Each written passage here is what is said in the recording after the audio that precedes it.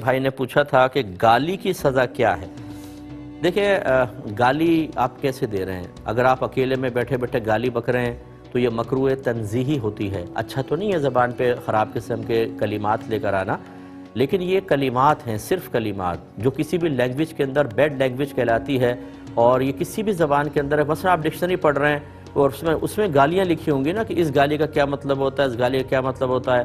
اب آپ نے گالی پڑھی، پھر اس کا مطلب بولا، اب منہ سے گالی نکالنے سے یہ نہیں ہوگا کہ آپ گناہ گار ہو جائیں گے۔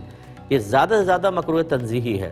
اکیلے بیٹھے ہوئے بعض لوگ غصے میں آ کے ہوا کو گالی بک دی، دیوار کو گالی بک دی، یہ چونکہ کسی کی دل آزاری کا سبب نہیں بن رہی تو یہ مکروہ تنزیہی ہے، یعنی شریعت اس کو ناپسند کرے گی، لیکن آپ گناہ گار نہیں ہوں گے۔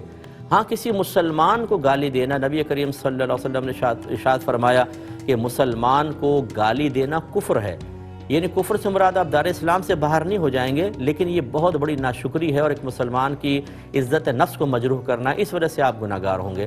لیکن ایسی کوئی روایت نہیں، میں نے نہیں پڑھی کہ مسلمان گالی دے اور حدیث میں وہ نبی کریم نے فرمایا ہو کہ اس مسلمان پر بچھو مسلط ہو جائے گا یا دیگر چیزیں۔ یا میں بارہا آپ کو سمجھا چکا ہوں کہ جتنی بھی اکثر یہ قرآن میں جہنمیوں کے سزائیں بیان ہوئیں یا حدیثوں میں عذابات قبر بیان ہوئے، جیسے سفر معراج پہ سرکار گئے، اگر آپ نے اس میں بتا دیا کہ میری امت پہ یہ گناہ ہو رہا ہے، پھر تو اس مسلمان کو اس میں شامل کریں گے، ورنہ وہ تقریباً سزائیں کفار کے لیے بیان ہوئی ہیں۔